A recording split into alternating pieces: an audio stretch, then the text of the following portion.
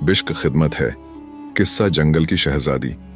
एक बादशाह था जिसकी 2 बीवियां थीं, मगर किसी से औलाद न हुई थी। सब जतन कर लिए गए थे। तबीब, हकीम, पीर, फकीरें, खैरात, जकात, शायद ही कोई बात रही हो जो न की गई हो। जिसने जो कुछ कहा उस पर अमल हुआ, मगर कोई तदबीर कारगर न हुई। आखिर बादशाह मायूस हो गया और समझने लगा कि उसके मुकद्दर में औलाद ही नहीं है। एक दिन बादशाह के कानों तक यह बात पहुंची कि शहर में एक फकीर आ गया है। सैकड़ों लोग बामुराद हो रहे हैं। बादशाह ने सोचा कि यह जतन भी कर लिया जाए। वह महल में गया और दोनों बेगमों से यह बात कही। दोनों फकीर के पास जाने की तारीफें करने लगीं। बादशाह बेगमों के हमराह फकीर के झोपड़े में जा पहुंचे। बादशाह और दोनों बेगमों ने सलाम किया। फकीर चुपचाप बैठे रहे। कुछ देर के बाद शाह ने खुद ही कहा, शाह साहब, मेरे औलाद नहीं है, दुआ फरमाइए कि खुदा मेरी मुराद पूरी कर दे। फकीर कुछ देर तो चुप रहे, फिर उन्होंने कहा, खुदा के काम में किसी का इख्तियार नहीं। बादशाह ने कहा, खुदा अपने नेक बंदों की सुनता है और आप खुदा के नेक बंदे हैं। अगर आप खुदा से दुआ करें तो हम बाद हो जाएंगे। फकीर बोला, औलाद चाहते हो तो उसके लिए जान देनी पड़ेगी। छोटी बेगम तो सन्नाटे में आ गई, मगर बड़ी बेगम बोली, शाह साहब, मैं जान देने को भी तैयार हूं। फकीर ने कहा, अगर लड़का चाहो तो बादशाह की जान जाएगी, वरना तुम्हारी। बड़ी बेगम ने जवाब दिया, शाह साहब, मुझे लड़की चाहिए। बादशाह यह बातें सुनते रहे और हैरान थे कि बड़ी बेगम को क्या हो गया है कि औलाद के लिए जान देने को तैयार हो गई है। फकीर ने थोड़ी सी मिट्टी उठाकर दे दी और कहा कि इसको सरहने पलंग के दाएं पाए के नीचे रख देना। मिट्टी दोनों हाथों में लेकर बेगम खुश हो गई। छोटी बेगम समझने लगी यह पागल हो गई है। बादशाह हैरान थे। वह सोच रहे थे, अगर यही न रही तो फिर उनके लिए औलाद हुई या न हुई एक ही बात है। बड़ी बेगम ने इजाजत चाही और बादशाह और छोटी बेगम के हमराह महल में पहुंची। वह बहुत पर उम्मीद थी। उसे यकीन हो गया था कि वह साल भर में एक लड़की की मां हो जाएगी। फकीर की बख्शी हुई मिट्टी को बड़ी बेगम ने पलंग के दाएं पाए के नीचे रख दिया और खुदा से दुआएं मांगने लगी। फिर उसी साल बादशाह के यहाँ चांद सी लड़की पैदा हुई। बादशाह और बड़ी बेगम ने बहुत सी खैरात दी। कुछ देर के लिए सब भूल गए। बादशाह भी भूल गए और बड़ी बेगम भी, कि बड़ी बेगम को इस चांद सी लड़की के बदले जानदनी होगी। 4-5 महीने गुजर गए। एक दिन बड़ी बेगम बच्ची को पालने में लिटाए हुए थी और लोरियां सना सना कर सुला रही थीं कि फकीर की आवाज सुनाई दी। बड़ी बेगम थोड़ी देर के लिए रंजीदा हो गई, मगर फिर खुश हुई और फकीर के इस्तकबाल के लिए महल के दरवाजे पर जा पहुंची। बादशाह को खबर पहुंची, वह महल में आया। बड़ी बेगम फकीर के पास महल के दरवाजे पर खड़ी हुई थी और उसका शुक्रिया अदा कर रही थी कि उसे बामुराद कर दिया है। फकीर ने कहा, मलका, तुम्हें अपना वादा याद है? मलका बोली, हाँ शाह साहब, जान हाजिर है, आप जब चाहें पेश कर दूं। फकीर ने जवाब दिया, अभी नहीं, जब बच्ची दूध पीना छोड़ दे। फकीर यह कहकर चला गया और मलका और बादशाह बच्ची के पालने के पास आ गए। बादशाह ने कहा, मलका, जान देना कोई अक्लमंदी नहीं। यह फकीर तुम्हारा कुछ भी नहीं बिगाड़ सकता। मैं ऐसे इंतजामात कर दूंगा कि वहां तक किसी का साया भी न जा सकेगा। बेगम चाहती तो यही थी। वह बादशाह के कहने में आ गई और वादा खिलाफी पर आमादा हो गई। बादशाह ने उससे कहा, मैं तुम्हारे लिए एक लोहे का महल बनवा दूंगा। उसके अंदर हर किस्म के इंतजामात होंगे। तुम्हें कोई नुकसान न पहुंच सकेगा। अगर मौत भी आना चाहेगी तो वहां पर नहीं मार सकेगी। तुम बिल्कुल इत्मीनान रखो। बेगम खुश हो गई और बादशाह से कहा, अच्छा, तो बहुत जल्दी ऐसा महल बनवा दो ताकि मैं उसमें पहुंच जाऊं और बच्ची को अपने साथ रखूं। बादशाह ने वजीर को हुक्म दे दिया और 8 दिन में महल तैयार हो गया। बेगम और बच्ची महल में पहुंचा दी गई। हर किस्म के आराम का इंतजाम कर दिया। फकीर को यह सब बातें मालूम हो गईं। वह सिर्फ हंस दिया और कुछ न बोला। बच्ची ने दूध पीना छोड़ दिया था। बेगम को अंदेशा था कि अब उसे जरूर जानदनी होगी। उसे इस लोहे के महल और इन सब इंतजामात पर भरोसा न था। वह चाहती थी कि तौबा कर ले, मगर बादशाह उसे भरोसा दिला देता। वह मरना न चाहती थी, इसलिए बहुत जल्द भरोसा कर लेती थी। एक दिन बेगम बहुत रंजीदा थी। बादशाह उसकी रंजीदगी का सबब जानता था उसने बेगम को बुलाया और उससे कहा, तुम्हारी रंजीदगी बेकार है, छोड़ो भी, यह सब बात है। लो यह अनार खाओ, तुम्हारे लिए बहुत दूर से खास तौर पर मंगवाया है। बेगम को अनार दिया। बेगम ने अनार लेकर मेज पर रख दिया। बादशाह बेगम को तसल्ली देने के बाद बाहर चला गया और दरवाजा अच्छी तरह बंद कर दिया गया। बेगम बच्ची को गोद में लिए हुए प्यार कर रही थी कि उसकी नजर अनार पर पड़ी। अनार बहुत बड़ा हो गया और आहिस्ता आहिस्ता बड़ा ही होता जा रहा था। ऐसा मालूम होता था कि कुछ लम्हों में 2 टुकड़े हो जाएगा। बेगम चीखना चाहती थी मगर चीख न सकी, वह सिहम गई थी। उसने बच्चे को छाती से चिमटा लिया। अनार बड़ा होते होते 2 टुकड़े हो गए और उसमें से एक सांप निकला। बेगम गुमसुम देखती रही और सांप बेगम को काट कर वापस चला गया। अनार के दोनों टुकड़े इकट्ठे होने शुरू हुए और अनार आहिस्ता आहिस्ता पहली सूरत में आ गया। कुछ देर के बाद बादशाह अंदर आया तो उसने देखा बेगम बेहोश है और उसका चेहरा नीला पड़ गया है। तबीबों और हकीमों को बुलाया गया मगर कोई कोशिश कारगर न हुई और बेगम दूसरी दुनिया को सिधार गई। अब बच्ची की देखभाल छोटी बेगम के जिम्मे आ पड़ी। कुछ दिन तो उसने बड़े लाड प्यार से रखा, फिर बेपरवाही शुरू कर दी। जब उसे यह ख्याल आया कि बेटी तो बड़ी बेगम की कहलाएगी, मैं क्यों गले का हार बनूं, उसने सोचा कि किसी तरह इससे दामन छुड़ाया जाए। एक रात उसने बच्ची को 2 आदमियों के सुपुर्द कर दिया और उनसे कहा कि इसे दूर किसी जंगल में ले जाकर मार डालो, बादशाह को कानो कान खबर न हो। उसने सोचा जब बादशाह पूछेंगे तो कोई ऐसा वैसा बहाना बना दूंगी और फिर अपनी मोहब्बत से यकीन दिला दूंगी। जंगल में पहुंचकर दोनों आदमियों ने मशवरे शुरू किए। उन्होंने बहुत सोचने समझने के बाद फैसला किया कि कहीं छोड़कर चले जाएं। इसकी जिंदगी होगी तो बच जाएगी वरना कोई जंगली जानवर खा जाएगा। उन्होंने बच्ची को एक दरख्त के नीचे टोकरी में लटका दिया और वापस चले गए। जब बच्ची को भूख लगी तो उसने हाथ पैर मारे और रोने लगी। कहीं करीब ही एक हिरनी अपने बच्चों को दूध पिला रही थी। उसने आवाज सुनी तो वह उस दरख्त के नीचे पहुंची और बच्ची को चाट चाट कर प्यार करने लगी। बच्ची ने रचना बंद कर दिया। उसे महसूस हुआ गोया उसे उसकी मां का प्यार मिल गया। अभी सुबह होने में देर थी कि एक लकड़हारा आदर आ निकल। उसने सोचा था कि सुबह होने से पहले ही लकड़ियां काट लूंगा वरना जंगल से लकड़ियां नहीं लाने देंगे और ठेकेदार के आदमी पकड़ ले जाएंगे। उसने देखा कि हिरनी बच्ची को चाट रही है और बच्ची अंगूठा चूस रही है। हिरनी लकड़हारे को अपनी तरफ आता हुआ देखकर भाग गई और लकड़हारे ने बच्ची को उठा लिया। उसे बच्ची बहुत प्यारी लगी। वह लकड़ियां काटना तो भूल गया और बच्ची को उठाए हुए घर पहुंचा। उसकी बीवी खूबसूरत सी बच्ची पाकर बहुत खुश हुई। सुबह होते होते पास पड़ोस में बात फैल गई और औरतें मुबारकबाद देने के लिए आने लगीं। लकड़हारे की बीवी फूले न समाती थी। वह समझती थी जैसे यह उसकी अपनी बेटी है। जो भी औरत बच्ची को देखती यही कहती कि बहुत खुशनसीब बच्ची है। दिन गुजरते गए और बच्ची बढ़ती गई। सब लोग उसे जारा के नाम से पुकारते थे। जिस दिन से बच्ची इस घर में आई थी हर काम में बरकत होने लगी थी और किसी बात की तंगी न रही थी। लकड़हारे की बीवी तो अपने बच्चों को ज्यादा प्यार करती थी और उनका ज्यादा ख्याल रखती थी, मगर लकड़हारा बच्चों से कहीं ज्यादा बच्ची का ख्याल रखता था और जब बाहर से आता था तो उसी के बारे में पूछता था। इस बात से लकड़हारे की बीवी बच्ची से जलने लगी थी, मगर उसके काल लकड़हारे के आगे कुछ बस न चलता था। पीछे चाहे उसे टेढ़ी आंख से देखे, मगर लकड़हारे के सामने उसका हौसला न पड़ता कि वह बच्ची और अपने बच्चों में फर्क रख सके। जारा 11 बरस की हो गई थी। वह निगाहों के फर्क को महसूस करने लगी थी। एक दिन लकड़हारे की बीवी ने उसे जरा खड़ी निगाह से देखा। उसे तकलीफ हुई। वह तन्हाई में जाकर रोने लगी और रोते रोते सो गई। उसने ख्वाब में अपनी मां को देखा। मां उसके आंसू पोंछ रही थी और उसे थपक थपक कर सुलाने की कोशिश कर रही थी।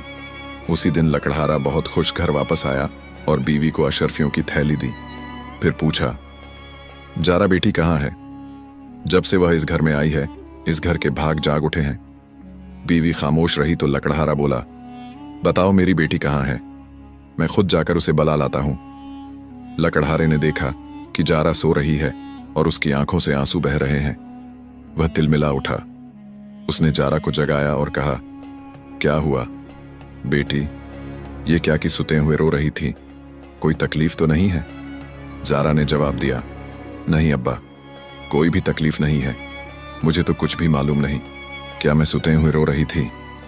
लकड़हारे ने बहुत प्यार से उसे पास बिठा लिया और कहा, कितनी भोली और कितनी मासूम है मेरी बेटी। फिर सबने मिलकर खाना खाया और खुश हो गए। सारा घर एक बाग बन गया और जारा बाग की शहजादी मालूम होने लगी। उसी तरह 7 बरस और बीत गए और वह 18 बरस की खूबसूरत लड़की हो गई। एक दिन जब वह जंगल में गाय चरा रही थी तो उस तरफ एक शहजादा शिकार खेलते खेलते आ निकल। वह एक हिरण के पीछे घोड़ा दौड़ाते दौड़ाते अपने साथियों से बिछड़ गया था। हिरण उसकी जद से बाहर चला गया था और इस दौड़ धूप से उसे प्यास लगने लगी थी। शहजादे ने जारा को देखा। जारा ने शहजादे को अपनी तरफ देखते हुए कहा, क्या प्यास लगी है? अगर दूध पियो तो गाय करीब है, अभी ताजा दूध निकाल देती हूं। पानी तो जरा दूर से लाना पड़ेगा।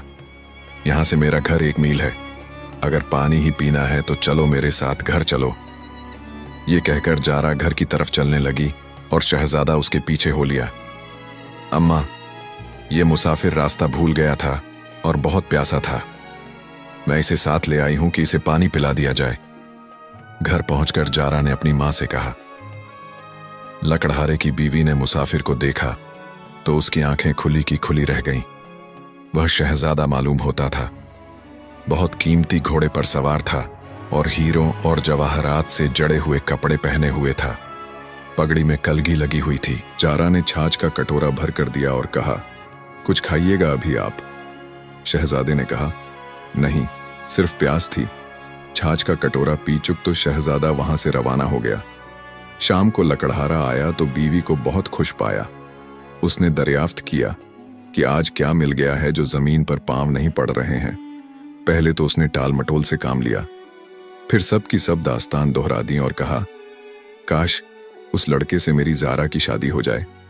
बड़ा खूबसूरत और फरमाबरदार है। लकड़हारे ने कहा, अल्लाह ने चाहा तो हमें जारा के लिए अच्छा लड़का ही मिलेगा। शहजादा जब महल पहुंचा तो उस वक्त उसे यही फिक्र थी कि किस तरह बादशाह उसकी शादी जारा से कर दे। बादशाह उसे बहुत ज्यादा प्यार करता था, मगर शहजादे को यह यकीन न था कि बादशाह एक लकड़हारे की लड़की से शादी करने के लिए मंजूरी दे देगा। शहजादे को यही धुन लग गई थी कि किस तरह बादशाह को रजामंद किया जाए। उसने अपने दोस्तों से मशवरा किया, मगर कोई सूरत न निकली।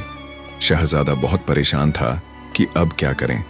उसके दोस्तों में उसे सबसे ज्यादा अजीज वजीर-ए-आजम का लड़का था। वजीर-ए-आजम के लड़के को भी शहजादा बहुत ही अजीज था। उससे शहजादे की परेशानी न देखी जाती थी। महल में भी खलबली मची हुई थी। शहजादा खाना बहुत कम खाने लगा था और हर वक्त फिक्र में डूबा रहता था। बादशाह को भी इस बात की फिक्र हुई। उसने कई तरह से पूछना चाहा, मगर शहजादे की जुबान पर कोई बात ना आई। वह टालता ही रहा। बादशाह ने उसके दोस्तों से भी पता लगाया, मगर उनसे भी कुछ मालूम न हुआ। वजीर-ए-आजम से मशवरे हुए, मगर कोई नतीजा ना निकला। शाही तबीब को दिखाया, वह भी कुछ न बता सका। एक दिन वजीर-ए-आजम के लड़के ने अपने अब्बा जान से सब कुछ कह दिया और कहा कि शहजादे का इसके सिवा कोई और इलाज नहीं है। वजीर-ए-आजम भी सोच में पड़ गया कि यह बात किस तरह किसी नतीजे पर पहुंचे। उसे भी कोई रास्ता दिखाई न देता था। उसने अपने लड़के से कहा, मुझे उस लकड़हारे के गांव में ले चलो, मैं उसको देखूंगा। मुझे ख्याल होता है कि वह लकड़हारे की लड़की नहीं है, वरना शहजादा इतना ज्यादा असर न लेता। यकीनन कोई न कोई बात जरूर है। आखिर उन्होंने तय किया कि वह भेस बदलकर वहां जाएं और सब बातें मालूम करें कि वह लड़की लकड़हारे की ही बेटी है या किसी और की। वजीर-ए-आजम को यकीन था कि वह लड़की को देखकर इस नतीजे पर जरूर पहुंच जाएगा कि वह लड़की लकड़हारे की है या नहीं। अगर उसकी लड़की हुई तो उसमें लकड़हारे का या उसकी बीवी की कुछ न कुछ बातें जरूर पाई जाएंगी। दूसरे दिन बाप बेटा दोनों देहातियों के भेस में लकड़हारे के गांव में पहुंचे तो उस वक्त शाम रात में तब्दील होने लगी थी। वजीर ने एक देहाती से दरियाफ्त किया कि इस गांव में चौपाल तो जरूर होगी। उस देहाती ने बताया कि यहां चौपाल नहीं है, बहुत छोटा सा गांव है और आबादी से बिल्कुल एक तरफ यहाँ एक लकड़हारा रहता है। पहले वह जंगल से लकड़ियां काट कर लाता होता था और अपना और अपने बच्चों का पेट भरता था, मगर अब अच्छा कारोबार करता है। छोटे छोटे जंगलों का ठेका ले लेता है। जो मुसाफिर आता है उसी के यहाँ ठहरता है। उसी का घर चौपाल का काम भी देता है।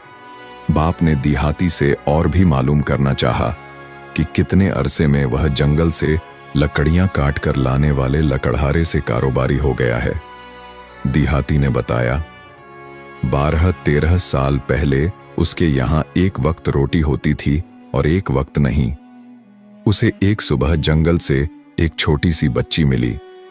उस दिन से वह दिन रात फलता फूलता जा रहा है, जैसे उसके घर में सोना बरसना लगा हो।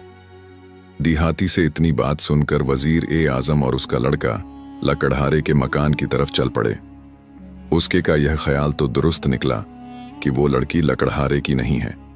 अब यह बात बाकी रह गई थी कि लड़की को देखकर अंदाजा करें कि वो लड़की किसकी हो सकती है। दोनों लकड़हारे के मकान पर पहुंचे और वजीर-ए-आजम ने दरवाजे पर दस्तक दी। लड़की बाहर आई और पूछा, कौन है?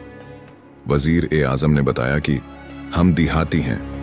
इस गांव में रात पड़ गई थी, चाहते हैं कि रात यहां रह जाएं, फिर सुबह यहां से अपनी मंजिल की तरफ चल जाएंगे। ये कहकर वजीर-ए-आजम ने लड़की को सर से पांव तक देखा और उसे यकीन हो गया कि यह लड़की किसी मामूली खानदान की लड़की नहीं है। हो ना हो कोई शहजादी होगी। वजीर-ए-आजम उसी ख्याल में डूबा रहा और लड़की ने वापस जाकर लकड़हारे को बताया कि 2 मुसाफिर आए हैं, रात भर रहेंगे और सुबह अपनी मंजिल की तरफ चल जाएंगे। लकड़हारा दरवाजे पर पहुंचा और उन दोनों देहातियों को उस कमरे में ले गया जहां मुसाफिर रात भर रहकर सुबह चले जाते थे। उन्हें वहां बिठाकर खुद अंदर पहुंचा और 2 आदमियों का भरपूर खाना लेकर वापस आया। खाने के बाद बहुत सी बातें होती रहीं, जिनसे वजीर-ए-आजम को और भी कई बातें मालूम हुईं, मगर वह यह न समझ सका कि यह लड़की जंगल में कैसे आई, उसे कौन छोड़ गया और क्यों। सुबह होते ही वह दोनों जाने लगे, मगर लकड़हारे ने उन्हें रोका और नाश्ते के बाद रुखसत होने दिया। वजीर-ए-आजम सोच में डूबा रहा, मगर वो इन बातों से ज्यादा मालूम न कर सका। जब तक सब बातें पूरी तरह मालूम न हो जाएं, उस वक्त तक वो बादशाह से इस सिलसिले में कोई बात करना न चाहता था, क्योंकि बादशाह हरगिज न मानेगा, वरना वह रियाया में और दूसरे बादशाहों में नीचा हो जाएगा। उसी सोच में सब थे, शहजादा भी, वजीर-ए-आजम भी, मलका भी और शहजादे के सब दोस्त भी, कि एक दिन यह खबर मशहूर हो गई कि रियासत में एक बहुत पहुंचा हुआ फकीर आ गया है। बादशाह ने भी यह खबर सुनी और मलका ने भी। मलका ने बादशाह से कहा और बादशाह ने वजीर-ए-आजम से मशवरा लिया। आखिर यह बात तय हुई कि वजीर-ए-आजम फकीर के पास जाए और शहजादे का कोई इलाज पूछे, ताकि दरबार और महल की परेशानी खत्म हो। वजीर-ए-आजम उसी दिन फकीर के पास पहुंचा और चुपचाप बैठा रहा। जब बहुत देर हो गई और थोड़े से लोग रह गए तो फकीर से वजीर-ए-आजम ने कहा, शाह साहब, मुझे भी कुछ अर्ज करना है। फकीर बोला, कहो क्या कहना चाहते हो? वजीर-ए-आजम ने निहायत अकीदत से कहा, ये लोग भी चले जाएं तो कुछ कहूं। फकीर ने जवाब दिया, अच्छा तो उस वक्त तक बैठे रहो जब तक सब लोग न चले जाएं। जब सब लोग चले गए, सिर्फ 1-2 आदमी रह गए, तो वजीर-ए-आजम ने कहा, शाह साहब, शहजादे का कोई इलाज कीजिए, उसकी वजह से महल में भी परेशानी है और दरबार में भी। फकीर चुप रहा, जैसे वो शहजादे की परेशानी का सबब रूहानी ताकत से मालूम कर रहा हो। तकरीबन आधे घंटे के बाद वो बोला, शहजादा अच्छा हो जाएगा, मगर उसे उस लकड़हारे की लड़की से शादी करनी होगी जो यहाँ से कई कोस दूर बादशाह की रियासत से बाहर एक जंगल में रहता है। अगर उसने शादी न की तो उसकी जान को खतरा है। शाह साहब, ये कैसे होगा, शहजादा और लकड़हारे की लड़की से शादी करें? वजीर-ए-आजम ने कहा। फकीर ने कुछ सख्ती से कहा, और कोई बात नहीं बताएंगे, सब बातें वक्त पर मालूम हो जाएंगी। वजीर-ए-आजम चुप हो गया और थोड़ी देर के बाद अदब करके चला गया। वजीर-ए-आजम दरबार में पहुंचा और बादशाह से सब बातें कह दी। यह बातें महल में पहुंची। हर तरफ यह जिक्र किया जाने लगा कि शहजादे को हर खतरे से बचाया जाए। मलका ने जोर दिया, वजीर-ए-आजम ने जोर दिया और मुशीरों ने शाह साहब की बातों पर हरफ बाहरफ अमल करने के मशवरे दिए। कोई चारा न रहा तो बादशाह हर तरफ से मजबूर हो गया और उसने वजीर आजम के जरिए लकड़हारे को पैगाम भेजा। लकड़हारा बहुत खुश हुआ, मगर उसने कहा, मैं बादशाह के शाह शान नहीं हूं। वजीर आजम ने कहा कि तुम इस बात को बादशाह पर छोड़ दो, इस बात को वह खुद सोचेंगे। शादी की तारीख मुकर्रर हो गई और तारीफें शुरू हो गईं।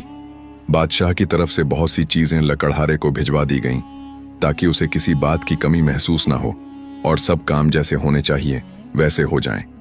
जंगल कटवा दिया गया और दूर दूर तक सब्जा फैला दिए गए। बहुत से खूबसूरत कोठियां और बहुत से छोटे बड़े महल बनवा दिए गए। चंद दिनों में वह इलाका भी एक राजधानी की तरह शानदार हो गया। मुकर्रर तारीख पर शादी हो गई और जारा, जो पहले लकड़हारे की लड़की थी और झोपड़ी में रहती थी, महल में पहुंच गई। लकड़हारे की एक छोटी सी रियासत हो गई। बादशाह ने वह इलाका अपने असर से उसे दिलवा दिया। जारा और शहजादा बहुत खुश हो गए। 12.5 महीने के बाद शहजादे का लड़का हुआ। खूब खुशियां मनाई गईं। हर जगह जश्न हुए, बादशाह की रियासत में भी और लकड़हारे की रियासत में भी। जब जश्न मनाए जा रहे थे उस वक्त फकीर महल के दरवाजे पर गया। महल के अंदर इत्तला भेजी कि फकीर दरवाजे पर खड़ा है। मलका ने बहुत कुछ लौंडी के हाथ खैरात के तौर पर भिजवा दिया। फकीर ने लौंडी को वापस भेज दिया और कहा कि मलका और बादशाह से जाकर कहो कि मैं इस खैरात का भूखा नहीं हूं। लौंडी ने जाकर मलका से यह बात कह दी। मलका बादशाह के पास पहुंची और बादशाह से कहा कि एक ऐसा फकीर महल के दरवाजे पर आया है। मेरा ख्याल है कि यह वही होगा जिसने शहजादे की शादी लकड़हारे की लड़की से करने के लिए कहा था। बादशाह को भी ख्याल गुजरा। दरबार से वजीर आजम को बुलाया गया और सब के सब महल के दरवाजे पर पहुंचे। वजीर आजम ने फकीर को पहचान लिया और अकीदत से इस्तकबाल किया। फकीर को बादशाह और मलका अपने साथ अंदर ले गए और एक बड़े कमरे में ऊंचे से तख्त पर बिठा दिया। फकीर ने कहा, बच्चे को मेरे पास लाओ। मलका खुद गई और बच्चे को लेकर फकीर की गोद में डाल दिया। फकीर ने दुआ की और बादशाह से मुखातिब होकर बोला, यह लड़की लकड़हारे की बेटी नहीं है, यह एक बादशाह की शहजादी है। उसकी 2 बीवियां थीं, कोई औलाद न थी। मैं उस शहर में गया, मैंने दुआ की और यह शर्त लगाई कि लड़की चाहोगे तो मलका की जानदनी होगी, अगर लड़का चाहोगे तो बादशाह की। बड़ी मलका ने लड़की चाही, मगर वह बाद में बादशाह के कहने में आकर अपने वादे पर कायम न रही। बादशाह उसके लिए एक अनार लाया। किसी को पता नहीं, सिर्फ मलका जानती थी या खुदा के करम से मैं। उस अनार से एक सांप निकला। उसने मलका को डस लिया और मलका मर गई। यह लड़की छोटी मलका की परवरिश में आ गई, मगर उसने इसे मुसीबत समझा और कुछ आदमियों को जंगल में मारकर फेंक आने के लिए तैयार किया। वो आदमी खुदा के खौफ से डरे और इस लड़की को जंगल में जिंदा छोड़ गए। वहां से यह लकड़हारा इस लड़की को उठा लाया। यह हुक्म खुदा का था। ऐ बादशाह, तुम्हें यह बच्चा मुबारक हो और यह होनहार शहजादी भी मुबारक हो जो तुम्हारी बहू बनी है। फकीर ने बच्चे की पेशानी को बुसा दिया और महल से चल पड़ा। जश्न की रौनक दबला हो गई। बादशाह भी और रियाया भी दिल से खुशियां मनाने लगे।